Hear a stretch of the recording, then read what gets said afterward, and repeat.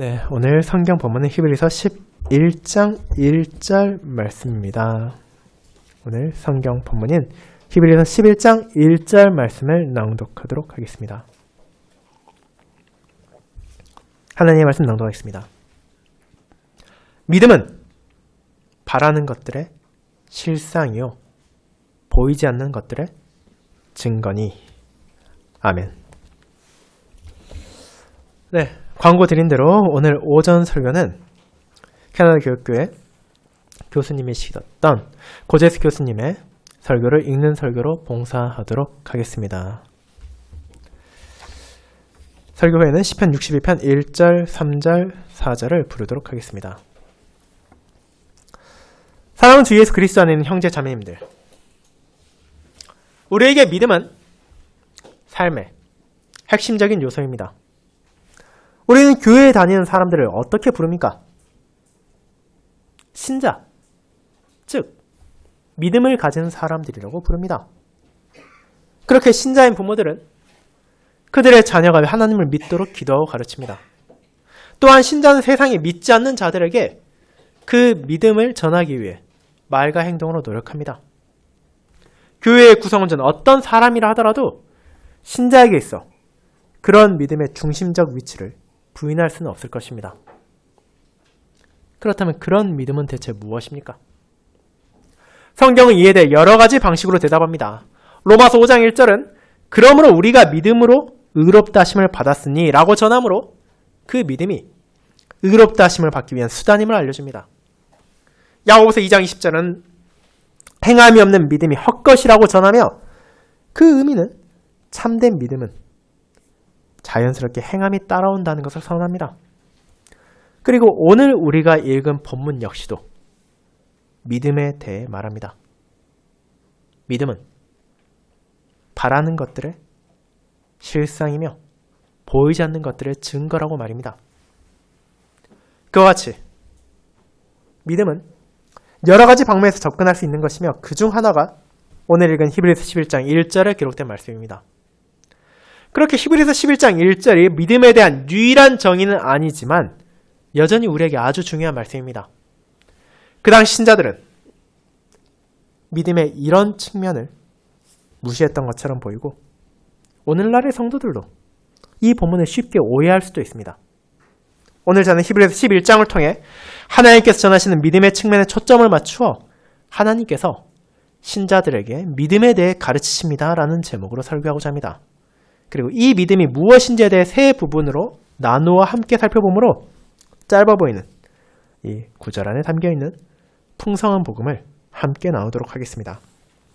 이를 첫 번째 믿음의 대상, 두 번째 믿음의 특징, 세 번째 믿음의 중요성이라는 대지로 나누어 보도록 하겠습니다. 먼저 첫 번째 믿음의 대상에 대해 함께 살펴보도록 하겠습니다.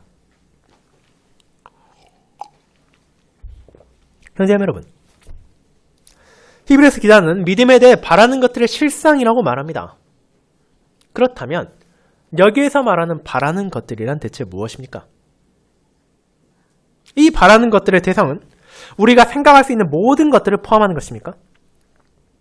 예를 들어 제가 최신식 컴퓨터 혹은 아주 멋진 자동차를 원한다면 그것도 히브리서 11장에 언급한 바라는 것들에 포함되었다 할 수 있습니까? 어쩌면 이런 소원이 너무 이기적인 것처럼 보인다면 만약 제가 복음 전파를 위해 그런 컴퓨터, 그런 책상, 그런 자동차가 필요하다고 한다면 이것들이 이제는 그 바라는 것들의 대상이 된다고 말할 수 있습니까? 그렇진 않습니다. 여러분이 이 구절이 포함된 문맥인 히브리서 10장과 11장을 세심하게 읽어본다면 결국 여기서 바라는 것들이란 다른 무언가가 아니라 하나님께서 우리에게 약속하신 것들이란 뜻을 발견하게 되기 때문입니다. 우리가 먼저 읽었던 히브리서 10장의 35, 36절은 이렇게 말합니다. 그러므로 너희 담대함을 버리지 말라. 이것이 큰 상을 얻게 하느니라. 너에게 인내가 필요함은 너희가 하나님의 뜻을 행한 후에 약속하신 것을 받기 위함이라고 말입니다. 이는 큰 상과 받을 약속에 대한 말씀입니다. 또한 11장도 동일한 내용을 강조하고 있습니다. 6절에서는 하나님께 나아가는 자는 반드시 그가 계신 것과 또한 그가 자기를 찾는 자들에게 상 주시는 이심을 믿어야 할지니라 고 합니다. 즉 오늘 본문인 히브리서 11장 1절이 말하는 것을 전후 문맥에 따라 살펴보면 그 바라는 것이란 내가 원하는 것이 아니라 하나님께서 약속하신 것입니다. 신자는 그와 같이 하나님께서 내게 약속하신 것을 바란다는 것입니다. 이 사실을 히브리서 기자는 다양한 선진들의 예시를 통해 보여주었습니다. 예를 들어 하나님께서는 아브라함에게 많은 자손을 약속하셨고 아브라함은 그 약속을 받은 후에 25년을 기다려야 했습니다. 또 하나님께서는 아브라함에게 그의 자손들이 가나안 땅을 가질 것이라 약속하셨습니다. 하지만 그 약속이 언제 이루어졌습니까? 아브라함이 죽고 훨씬 긴 시간이 지나 400년 이후에나 그 약속이 성취되었습니다. 그럼에도 아브라함은 그 약속을 바라는 사람이었습니다. 그는 자신에게 주어진 약속이 당장 이루어지지 않는다 하더라도 자신이 원하는 방식대로 그것이 나타나지 않는다 하더라도 신실하신 하나님을 믿었고 그분의 뜻대로 그 말씀이 이루어질 것을 소망했습니다. 사랑하는 자매 여러분, 그렇다면 하나님께서 저와 여러분에게 약속하신 것은 무엇입니까? 우리가 바라는 것은 무엇입니까? 하나님께서 우리에게 이 땅의 삶에서 부와 명예와 영광을 마음껏 가질 것이라 약속하지 않으셨습니다. 하지만 그분께서는 우리에게 그 무엇보다도 훨씬 더 중요하고 영광스러운 것을 약속하셨습니다. 이를 한마디로 요약하자면 하나님의 나라에 대한 약속을 주셨습니다. 이 약속은 이어진 12장에 보다 구체화되어 이렇게 전해지기도 합니다. 그러므로 우리가 흔들리지 않는 나라를 받았은즉 은혜를 받자. 이로 말미암아 경건함과 두려움으로 하나님을 기쁘게 섬길지니라고 말입니다. 12장 28절입니다. 이 하나님의 나라에 들어가기 위해 우리에게 필요한 죄 용서가 주어지고 하나님의 나라에서 영원한 영광을 누리도록 영생이 주어질 것이며 그리스도 안에서 그 모든 것을 받고 하나님의 나라에서 참된 기쁨을 누리게 될 것입니다. 그것이 우리에게 약속된 것입니다. 그 사실을 알기에 우리는 바로 그와 같은 것을 바라는 믿음을 가집니다. 세상 무엇과도 비교할 수 없으며 바꿀 수도 없는 것들을 바라는 그 믿음이야말로 우리가 바라는 것들의 실상이라는 것입니다. 이제 두 번째 믿음의 특징에 대해 살펴보도록 하겠습니다. 성도 여러분, 히브리서 기자는 이와 같이 바라는 것들의 실상이 믿음이라고 말합니다. 그런데 이것은 사실 이해하기 쉬운 표현은 아닙니다. 어떤 사람들이 이에 대해 다음과 같이 말하기도 합니다. 우리가 열렬히 기도하면 갑자기 우리가 원하는 무언가에 대한 확신을 받는다. 이런 경우에 내가 그것을 받겠다는 소원이 성취될 줄을 확실히 알게 된다. 예를 들어 내가 승진이나 혹은 어떤 물건을 간절히 원하여 열심히 기도할 때 갑자기 어떤 확신을 받게 된다면 내가 그것을 받을 줄을 스스로 알게 된다는 것입니다. 이런 식으로 기도에 대해 말하는 사람이 적지 않다는 것을 여러분도 아실 것입니다. 열심히 기도하면 내가 무엇을 바라든지 그것을 받을 수 있고 만약 받지 못한다면 그건 당신의 기도가 부족했을 뿐이라고 말하는 이들이 존재합니다. 하지만 우리의 본문은 믿음에 대해 그런 식으로 말하고 있지 않습니다. 이 말씀은 특정한 경우에 한정해서 우리가 바라는 무언가에 대한 특별한 확신이 주어진다고 말하지 않으며 오히려 믿음이 언제나 확실한 특징을 가지고 있음을 말하고 있기 때문입니다. 믿음의 특징은 바라는 것들의 실상입니다. 이 실상이라는 표현의 원어가 가진 뜻은 무언가에 대한 근거를 두고 확신을 준다는 것입니다. 이에 따르면 믿음은 무엇입니까? 하나님께서 우리에게 약속하셨고 그것을 바라는 우리에게 확신을 준다는 것입니다. 이제 한번 생각해 보도록 합시다. 아브라함은 어떻게 그가 아들을 받게 될 것이라고 확신할 수 있었습니까? 그 약속을 받았을 때 아브라함도 그의 아내인 사라도 이미 자식을 가지기에는 너무 많은 나이였습니다. 인간적인 관점을 통해서는 도무지 기대할 수 없는 약속이지 않습니까? 그뿐입니까? 그는 어떻게 자신의 자손들이 가나안 땅에 살게 될 것을 확신할 수 있었습니까? 그에게 아직 자식도 없을 뿐더러 그는 그 땅을 떠도는 거류민에 불과했습니다. 이 또한 세상 사람들에게는 도무지 받아들일 수 없는 약속처럼 보였을 것입니다. 그리고 우리는 또한 어떻습니까? 우리는 하나님의 나라의 약속, 그곳에서 우리에게 주어질 모든 풍성한 보화와 영광을 받게 된다는 것을 어떻게 할 수 있습니까? 이 또한 세상이 바라본다면 너무도 허황된 말처럼 들릴 것입니다. 그러나 이 모든 질문에 대한 단 하나의 답이 있습니다. 그것은 바로 믿음을 통해 이 모든 것들을 알게 된다는 것입니다. 이해를 돕기 위한 예를 하나 들어보도록 하겠습니다. 만약 여러분이 전혀 알지 못한 어떤 사람이 내게 와서 좋은 선물을 주겠다고 말한다면 거기에 대해 어떻게 반응하겠습니까? 그것을 정말로 믿을 수 있겠습니까? 아마도 그렇지 않을 것입니다.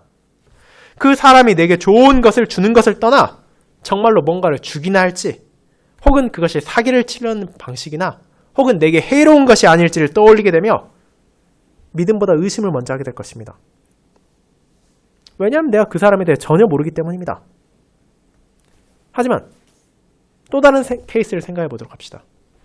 만약 여러분과 오랜 시간 우정을 쌓아온 신뢰할 수 있는 친구, 혹은 여러분의 사랑하는 가족이 어떤 선물을 주겠다고 말한다면 어떻습니까?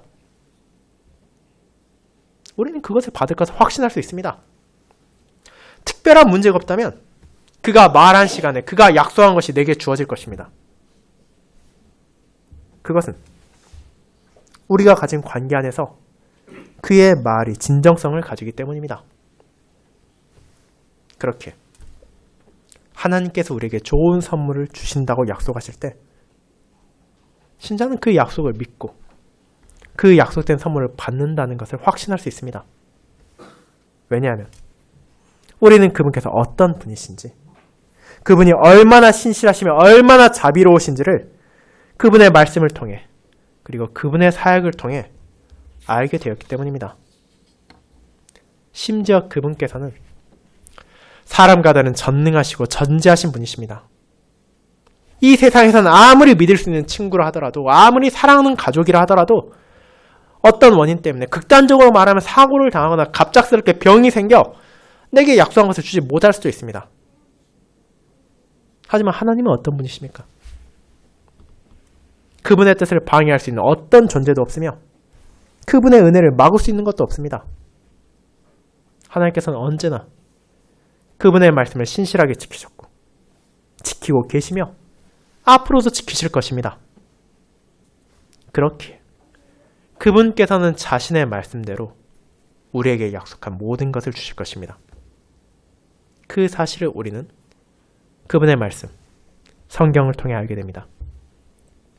그분께서 아브라함에게 그러하셨고 이삭에게 그러하셨으며 수많은 믿음의 선진들에게 그렇게 하셨습니다. 그분께서는 약속하신 모든 것을 다 성취하셨습니다. 세상 사람들이 아무리 그 약속을 비웃고 조롱하며 거부한다 할지라도 하나님께서는 자신의 말을 다 지키셨고 또 그 결과를 우리는 그분의 말씀에서 바라보게 되는 것입니다. 심지어 그분께서는 그들에게 주신, 그리고 우리에게 주신 약속을 성취하기 위하여 자신의 독생자 예수 그리스도까지 이 땅에 보내시기까지 하셨습니다. 그렇게 우리는 그런 하나님의 신실하심을 알기에 그분께서 약속을 성취하시고 우리를 위하여 구원을 베푸신 하나님이라는 것을 알기에 그분께서 나의 장래를 위해 약속한 모든 것들이 다 성취될 것이라는 사실을 의심하지 않습니다. 그것이 바로 히브리서가 말하고 있는 믿음이 바라는 것들의 실상 혹은 바라는 것들의 확신이라는 표현에 담겨있는 의미입니다. 마찬가지로 그는 믿음에 대해 보이지 않는 것들의 증거라고도 말합니다. 3절에 이는 다음과 같이 설명합니다. 믿음으로 모든 세계가 하나님의 말씀으로 지어진 줄을 우리가 아나니 보이는 것은 나타난 것으로 말미암아 된 것이 아니니라. 하나님께서 만물을 창조하셨고 그분의 말씀으로 모든 것이 생겼습니다. 그러나 그 사실 우리가 어떻게 할 수 있습니까? 그것을 자신의 눈으로 직접 본 사람이 있습니까? 그 당시에 그 자리에 있었어. 그것을 증언할 수 있는 사람이 있습니까? 누군가 그 사실을 검증할 수 있습니까? 이는 그 누구에게도 보이지 않으신 것입니다. 인간의 방식으로는 그것을 확인할 수도 없고 검증할 수도 없습니다. 하지만 히브리서 기자는 무엇이라고 말합니까? 우리가 믿음을 가진다면 그 사실 또한 우리가 확신할 수 있다고 말합니다. 믿음이 하나님의 창조를 확신하게 한다고 말합니다. 여기에 대해 또 하나의 예를 들어볼 수 있습니다. 여러분은 네덜란드라는 나라가 있다는 것을 믿습니까? 만약 그렇다면 여러분 그것을 어떻게 믿을 수 있습니까? 저를 포함하여 여기 계신 분들 중 대부분은 아마도 그 나라를 단 한 번도 직접 가본 적도 없고 그 나라를 자신의 눈으로 직접 본 적도 없을 것입니다. 그럼에도 우리는 그 나라가 실존하고 있다는 사실에 의심을 가지지 않습니다. 왜 그렇습니까? 우리는 그곳의 사람들이 우리나라를 방문했음을 알고 있고 우리 주변의 사람들이 그 나라를 다녀왔다는 것도 알기 때문입니다. 비록 내 눈으로 직접 보지 못했다 하더라도 그런 사람들의 말을 믿기에 우리는 그 나라가 실존한다는 것에 의심을 가지지 않는 것입니다. 사랑하는 성도 여러분, 그리고 하나님께서 약속하신 것도 바로 그와 같습니다. 우리는 이 약속을 통해 받게 될 것을 우리의 눈으로 직접 바라보는 것이 아닙니다. 하지만 그것이 확실하다는 것을 하나님께서 말씀하셨기에 우리는 이것을 믿을 수 있습니다. 우리가 하나님을 믿기 때문에 그분께서 자신의 신실하심을 증거하셨기 때문에 그분의 말씀이 공허한 말이 아니라 분명히 성취될 것이란 확신을 가지는 것입니다. 그와 같이 믿음의 특징은 무엇입니까? 근본적으로 이 믿음은 나의 무언가 있는 것이 아닙니다. 그것은 하나님을 신뢰하고 그분께서 약속하신 것이 주어질 것이라는 것을 확신하는 것입니다. 그리고 여기서 세 번째 믿음의 중요성으로 이어집니다. 여러분, 그렇게 하나님께서 우리에게 약속하신 모든 것을 성취하실 것을 우리 모두가 믿습니다. 그리고 이 서신을 1차적으로 받을 수신자들도 그 사실을 당연히 알고 있었고 믿었을 것입니다. 그렇게 이 믿음을 그들이 가지고 있고 우리도 가지고 있으며 교회에 다니는 사람들이 다 알고 있는 것이라면 어째서 히브리서 기자는 여기에서 믿음의 역할을 그렇게까지 강조한 것입니까? 그저 1절에 한 번 말하고 멈추는 것이 아니라 우리가 함께 읽은 11장의 긴 내용 안에서 반복적으로 그 믿음이 무엇인지를 보여준 이유가 무엇입니까? 왜 그것을 그토록 길게 설명할 필요가 있었던 것입니까? 그 이유는 하나님께서 그럴 필요가 있다는 것을 아시기에 이를 기록하게 하시고 보존하셨다는 것입니다. 우리가 이미 아는 것들이라 하더라도 이 땅에 살아가는 우리는 그것을 너무나 쉽게 잊어버리기도 하고 외면하기도 하기 때문입니다. 히브리서 10장 36절에 따르면 이 서신을 받은 신자들은 어떤 사람이었습니까? 제가 다시 한번 읽어보겠습니다. 너희에게 인내가 필요함은 너희가 하나님의 뜻을 행한 후에 약속하신 것을 받기 위함이라. 그들은 인내가 필요한 사람들이었습니다. 이 편지를 받을 당시 신자들은 많은 핍박을 받고 있었습니다. 처음에 그런 핍박을 받았을 때는 잘 참아내었지만 시간이 지나고 박해가 끊이지 않는 동안 그들은 점점 약해졌고 어떤 부분에서는 타협하기 시작한 것으로 보입니다. 그런데 이것이 그 편지를 받았던 당시의 성도들에게만 한정된 연약함입니까? 그렇지 않습니다. 이런 현상은 일반적으로 대부분의 신자들에게도 저와 여러분에게 공통되는 것입니다. 어떤 사람이 처음 믿음을 가졌을 때 하나님에 대해 알아가며 기쁨과 감사를 느끼고 죄의 속박에서 벗어남을 자각하며 하나님을 향한 헌신의 결심을 하기도 합니다. 하지만 시간이 점점 지남에 따라 자신에게 찾아온 사단의 공격, 주변 사람들의 반대, 여전히 내 마음에 남아있는 죄로 인해 참된 신자로 사는 것이 어떻게 이렇게 어려운가라고 생각하게 되기도 합니다. 이 때문에 예배를 가볍게 여기기도 하고 과거의 죄로 돌아가 다른 사람들과 전혀 다를 바가 없는 모습을 나타내기도 합니다. 그걸 10장 25절과 39절에 나옵니다. 그들이 생각하는 것은 예수님을 믿는 것 여전히 좋지만 이 세상의 방식도 버리기 어렵다는 것입니다. 하나님의 명령에 완전히 따라 사는 것이 너무 어렵고 힘드니 적당한 타협도 필요하다는 것입니다.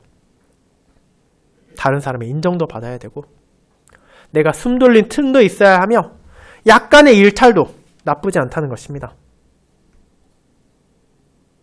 그렇게 신자들이 타협하기 시작합니다. 세상의 방식도 적당히 따르면서 하나님의 뜻도 버리지 않겠다고 말입니다. 이런 위험에 노출된 신자들에게 하나님께서는 히브리서를 통해 계속해서 그분의 뜻에 따라야 하고 그 뜻에 따라 살아야 한다고 격려하고 권면하십니다. 그리고 그런 삶은 결코 쉬운 것이 아닙니다. 10장 34절에 따르면 그들은 자신들이 가진 소유를 빼앗길 수도 있습니다. 11장 35에서 38절에 의하면 고문과 조롱, 채찍질과 결박을 비롯해 우리가 상상하기도 어려운 핍박을 받아야 할 수도 있습니다. 이런 어려움이 실제로 찾아온다면 우리가 어떻게 신자로 살 수 있겠습니까? 어떻게 우리가 꺾이지 않고 믿음을 붙잡고 하나님께 주신 약속을 바랄 수 있겠습니까? 그 답은 오직 하나입니다. 이는 믿음으로만 가능합니다. 믿음은 이 세상에서 마주하는 그 무엇보다도 더 귀한 것이 있다는 것을 알려주는 지식입니다. 이 믿음은 하나님께서 내게 약속하신 모든 것을 분명하게 성취하신다는 것을 확신하는 것입니다. 이 확실한 지식과 굳건한 확신 안에서 하나님께서 약속하신 것들을 바라는 신자들은 어떤 박해가 찾아온다 하더라도 어떤 공격과 어떤 유혹이 나를 흔들려 한다 하더라도 그 믿음으로 신자로 계속해서 살아갈 수 있습니다. 사랑하는 여러분, 물론 우리는 오늘날을 살아가며 히브리서에 기록된 것과 같은 끔찍한 핍박을 당하고 있지는 않습니다. 그러나 그들이 마주했던 위험은 지금도 그 방식을 다르게 하여 여전히 우리 곁에 도사리고 있습니다. 많은 성도들이 이 세상에서 얻을 수 있는 위치, 가질 수 있는 이익을 우선시 여김으로 하나님께서 약속하신 보이지 않는 것들을 점점 무시하는 방향으로 나아가고 있습니다. 물론 그들이 하나님의 약속을 완전히 잊어버린 것은 아닐 수도 있지만 그럼에도 우리가 볼 수 있는 돈이나 우리가 현재 가지고 있는 또 가질 수 있는 지위나 또 자신 주변에 있는 사람들과의 관계를 더 중요한 것처럼 여김으로 뒤로 물러나는 것입니다. 그렇다면 우리는 어떻게 이 시험에 빠지지 않을 수 있습니까? 그 답은 또다시 믿음을 통해서입니다. 여러분은 무엇을 진정으로 바라고 계십니까? 죄 용서입니까? 그렇지 않으면 돈입니까? 여러분에게 무엇이 중요합니까? 하나님의 나라에 들어가는 것입니까? 아니면 이 땅에서 명예와 즐거움을 얻고 편안히 사는 것입니까? 이제 그 답을 하나님께서 다시 한번 알려주십니다. 하나님께서 약속하신 것들이야말로 세상 무엇과도 비할 수 없다는 것을, 그것들이 진실되며 우리에게 참된 평안을 주는 것임을 믿음은 증거하고 있습니다. 그렇게 우리 모두가 하나님께서 약속하신 것들을 기억하며 그것을 바라는 이 믿음 안에서 자라나기를 소망합니다. 아멘.